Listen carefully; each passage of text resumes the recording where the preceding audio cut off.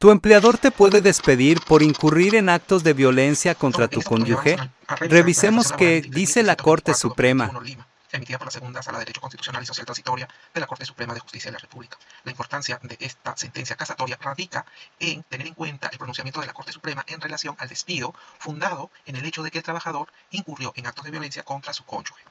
Entonces, debemos observar lo que ha decidido la Corte Suprema en relación a este supuesto para verificar si se justificaría o no un despido de esta naturaleza.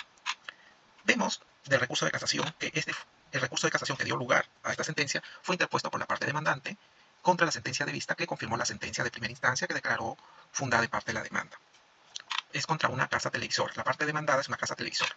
La causal que denunció la parte recurrente, que es el demandante, señaló como infracción normativa la aplicación indebida del literal A del artículo 25 del Decreto Supremo 00397-TR. En este punto debo señalar que esta sentencia está referida al régimen laboral de la actividad privada, no al régimen laboral de la actividad pública, ¿no? El derecho laboral público, no. Estamos en un caso que un trabajador se encuentra bajo este régimen laboral y se le aplica el procedimiento previsto en este dispositivo, en este tubo del Decreto Legislativo 728.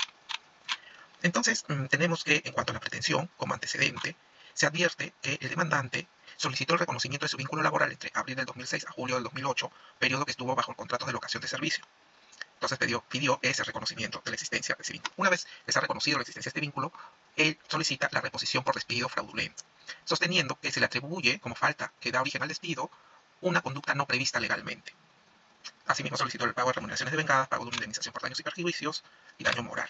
En la sentencia de primera instancia, el juzgador declaró fundada en parte la demanda. Verificó la existencia de los tres elementos esenciales del contrato, por lo que reconoció la existencia de un contrato de trabajo entre abril del 2006 a julio del 2008 y ordenó a la emplazada que reconozca esa relación como una de naturaleza laboral a plazo indeterminado. No obstante, en cuanto a la pretensión de reposición, la declaró infundada, por esto que seguramente no advirtió que el despido era fraudulento, y con ello pues cayeron tanto la pretensión de remuneraciones devengadas como la indemnización. La segunda instancia confirmó esta decisión, puesto que consideró que el demandante había sido despedido conforme a una falta grave prevista legalmente. Ahora, en la Corte Suprema, en el segundo considerando, hace alusión y cita textualmente la norma que es materia del debate, que es el literal A del artículo 25 del Decreto Supremo 003-97-TR, que aprueba el texto único ordenado del Decreto Legislativo 728. El artículo 25 señala literalmente lo siguiente: falta grave es la infracción por el trabajador de los deberes esenciales que emanan del contrato de trabajo, de tal índole que hagan irrazonable la subsistencia de la relación. Son faltas graves: A, el incumplimiento de sus obligaciones de trabajo que suponen el quebrantamiento de la buena fe laboral, la reiterada resistencia a órdenes relacionadas con las labores, la reiterada paralización intempestiva de labores y la inobservancia del reglamento interno o también del reglamento de seguridad y higiene industrial aprobados o expedidos según corresponda por la autoridad competente que revistan gravedad. Entonces, otra característica es que revistan gravedad. Vamos a resaltar esto, que revistan gravedad.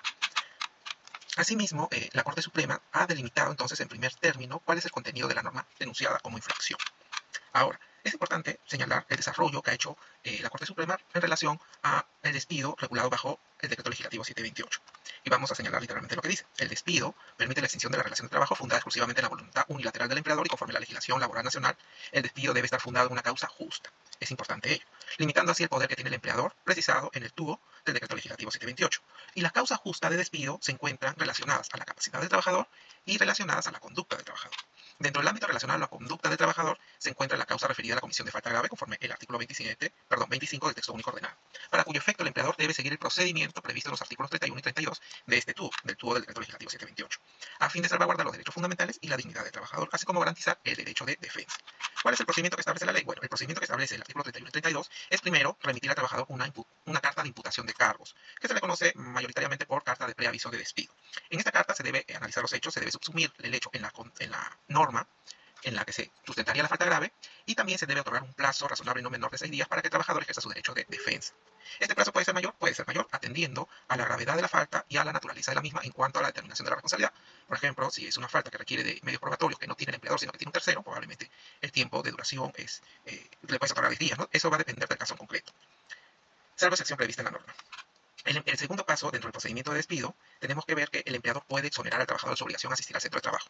Pero esa exoneración de asistir al centro de trabajo dentro del procedimiento de despido va a implicar dos cosas. Primero, que el empleador debe pagar igualmente las remuneraciones durante ese tiempo. Y segundo, que el trabajador no podrá acudir al centro de trabajo. No es una facultad del trabajador aceptar o no esa disposición.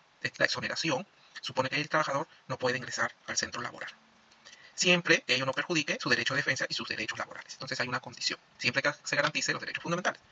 durante el proceso de despido. Y por último, la comunicación por escrito de despido bajo los presupuestos contenidos en la norma. Esa comunicación debe ser de fecha cierta, debe acreditarse de manera idónea que el trabajador está tomando conocimiento de la imputación de cargos o de la carta de preaviso, porque de lo contrario también se podría afectar su derecho de defensa. Entonces, el procedimiento que prevé el decreto legislativo 728 es un procedimiento normativamente célere y sin mayor complejidad. En el caso de los trabajadores del sector público es diferente, es todo una regulación muy especial, muy específica y que requiere que se emita un informe final del órgano instructor, del órgano sancionador, que notifique ese informe final, que haya tal vez informe oral. Es más complejo en el sector público cuando los trabajadores se encuentran bajo el decreto legislativo 728. En cambio, los trabajadores de empresas, los trabajadores de la actividad privada, sí se ha previsto un procedimiento más sencillo. También la Corte Suprema señala que aunado a ello se debe tener presente que el procedimiento de despido debe analizarse, entre otros, utilizando el principio de razonabilidad. El principio de razonabilidad está contemplado en el artículo 9 del decreto legislativo 728, o mejor dicho, su TUO. En el TUO establece claramente el principio y reconoce la existencia, la regulación específica del principio de razonabilidad. Entonces, el empleador no puede actuar con arbitrariedad.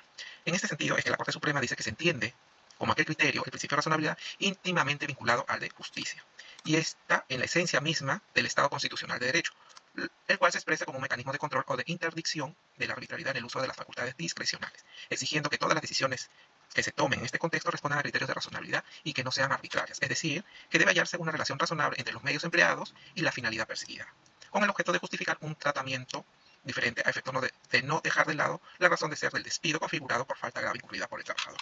Ahora, sobre la falta grave, el mencionado artículo 25 del TUO del decreto legislativo 728 sostiene que la falta grave constituye una infracción por parte del trabajador a los deberes esenciales que emanan del contrato de trabajo de tal índole que haga irrazonable la continuidad laboral. La falta grave se define en relación con la obligación, con las obligaciones que tiene el trabajador respecto del empleador y se caracteriza por ser una conducta contraria a la que se deriva del cumplimiento cabal de aquellas. Si bien la supuesta falta grave cometida por el trabajador hace emerger el derecho del empleador de despedirlo, también es cierto que debe tenerse presente lo establecido en el artículo 37 del TUO del decreto legislativo 728, que señala que ni el despido ni el motivo alegado se deduce o presume.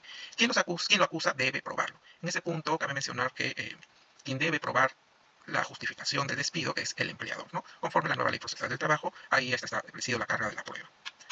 Ahora, otro concepto importante es el de buena fe laboral, entendido como un principio central del derecho laboral que implica una conducta leal y honesta por parte del trabajador. Este principio exige que el trabajador cumpla con sus deberes de manera diligente, respetando los acuerdos y expectativas que emanan del contrato de trabajo. El incumplimiento de las obligaciones laborales que suponen un quebrantamiento de la buena fe se refiere a aquellas situaciones en las que el trabajador actúa de manera desleal o abusiva, traicionando la confianza que el empleador deposita en él. Esto podría incluir, por ejemplo, la realización de actividades contrarias al interés del empleador o al uso indebido de los recursos de la empresa. Como en este caso particular se le ha atribuido una falta contenida en el reglamento interno de trabajo y además como el artículo 25 del TUO del decreto legislativo 728 establece que falta grave se configura por el incumplimiento o la inobservancia del reglamento interno de trabajo o el reglamento de seguridad e higiene industrial, la Corte Suprema acá delimita el concepto, ¿no?, sobre qué se debe entender por reglamento interno de trabajo y el reglamento de seguridad e higiene industrial, los cuales son instrumentos normativos internos que regulan la conducta y las condiciones laborales dentro de la empresa. Su inobservancia puede constituir falta grave, pero solo cuando la infracción reviste gravedad, afectando significativamente la organización o la seguridad de las personas dentro del entorno laboral.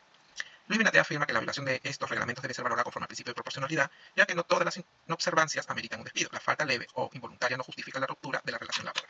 El reglamento de trabajo regula las obligaciones y derechos de los trabajadores en el ámbito de la empresa, mientras que el reglamento de seguridad y higiene industrial busca garantizar condiciones laborales seguras. La violación de estas normas, especialmente si comprende la seguridad o afecta gravemente la productividad de la empresa, justifica la sanción. En tal sentido, dice la Corte Suprema, la gravedad de la infracción debe realizarse en relación con el impacto que ésta genera en la empresa. Es decir, no cualquier incumplimiento del RIF o del reglamento de seguridad califica como falta grave, sino aquellos que pongan en peligro la seguridad, la salud o el funcionamiento de la empresa. Ahora vamos a ver el caso concreto. La parte recurrente sostiene en su recurso de casación que la sala laboral no ha tenido en consideración que la presunta falta grave imputada no se encuentra regulada en el reglamento interno de la empresa, contraviniendo con ello el principio de legalidad, tipicidad, habiéndose aplicado de forma indebida el inciso A del artículo 25 del TUO del decreto legislativo 728, dado que considera que el reglamento interno y las normas de ética deben cumplirse tanto en la jornada laboral como en la vida cotidiana. De acuerdo al sustento de la causal invocada, el asunto medular es determinar si califica como falta grave los hechos suscitados el 29 de julio del 2007, día en el cual el demandante se encontraba en descanso laboral al momento que sucedieron los hechos, y para que ambas instancias, a pesar de que no se encontraba al interior del centro de trabajo, dicho hecho sí califica como falta grave.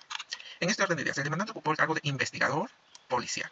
Este es un dato importante porque vamos a ver en qué caso se podría despedir a un trabajador por agredir a su cónyuge. Entonces tenemos que determinar cuál es el cargo.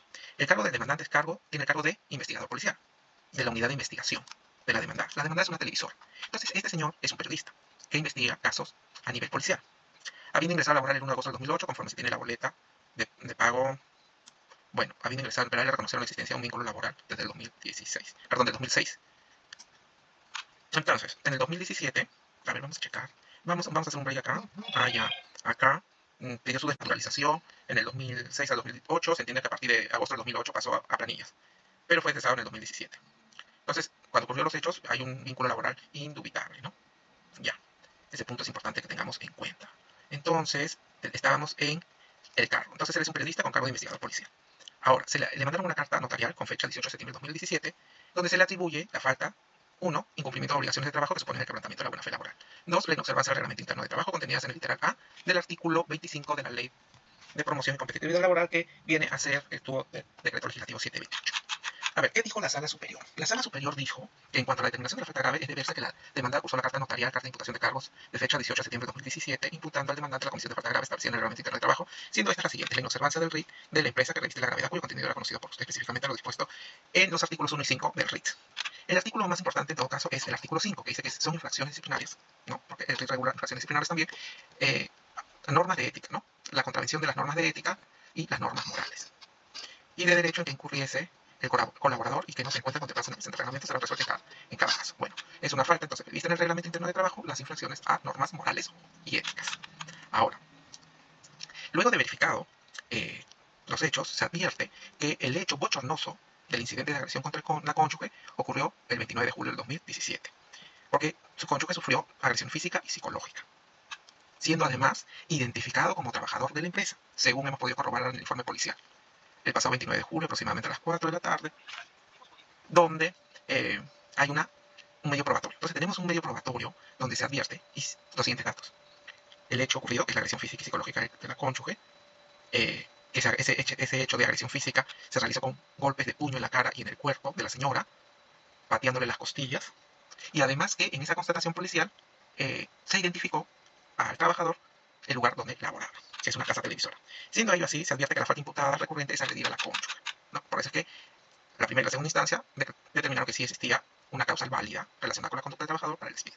Ahora, la Corte Suprema dice que, en este sentido, a pesar de que recurrente señala que se trata de un hecho cotidiano, bueno, no sé si es algo literal que ha dicho el señor en su recurso de casación, porque agredir a una persona y a tu cónyuge no es un hecho cotidiano. No sé, pero acá lo que han colocado es que el recurrente señala de que se trata de un hecho cotidiano, aislado a su trabajo y fuera de su jornada laboral. Entonces la Corte Suprema dice: lo cierto es que el trabajador fue imputado por una agresión física y psicológica hacia su cónyuge, que según el RIT constituye una infracción ética y moral que afecta tanto la imagen de la empresa como la convivencia laboral. Se considera una falta que afecta la relación con la empresa debido al impacto reputacional y la violación de los principios esenciales de comportamiento.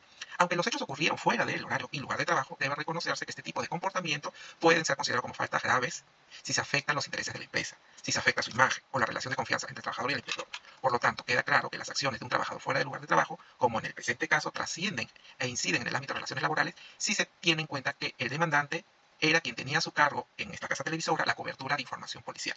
Es decir, su labor precisamente consistía en cubrir noticias policiales de delitos de actos de violencia y o delitos que acentúan en la sociedad. Por lo tanto, es propio de que en que su empleo deba mantener un perfil que no colisione con la función que ocupa.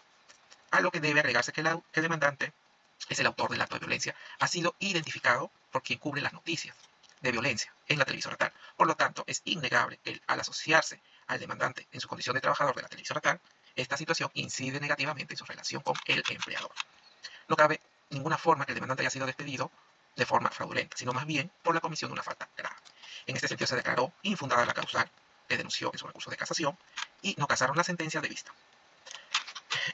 La reflexión en relación a este pronunciamiento es que, claro, si tú eres un profesional que de cierta forma vas a investigar hechos de violencia contra la mujer y los grupos de la familia, o tienes dentro de tus funciones determinadas actividades que implican llevar una conducta acorde a la carrera que has llevado a cabo, a la carrera que te has profesionalizado, evidentemente resulta lógico que tu forma de conducirte sea acorde a tus funciones y a la imagen de la institución, como en el caso de este trabajador periodista que investigaba cuestiones relacionadas a delitos, dentro de las cuales están los delitos que se cometen contra la mujer y grupos vulnerables o integrantes del grupo familiar. Entonces no puede ser que este periodista incurra en esos actos del cual él investiga y que probablemente denuncie ante la sociedad que se está incurriendo cuando él mismo lo comete dentro de su esfera familiar. Esta situación entonces tiene una repercusión directa pues con la empresa, que es una casa televisora y que brinda información a la ciudadanía y que, como sabemos, son los primeros en criticar y señalar a las personas que cometen este tipo de delitos, que yo no digo que esté mal o que esté bien, pero que esa es la función del periodismo, o esa es la función de quienes hacen periodismo televisivo o de otra naturaleza. Entonces, es importante esta casación porque nos hace ver y entender que ante determinadas circunstancias, en determinados supuestos, sí cabe despedir a un trabajador por hechos que incurren dentro de su hogar, dentro del ámbito que podríamos cuantificarlo como dentro de la esfera íntima, pero que tienen un impacto, una trascendencia mayor, ¿no? Saludos.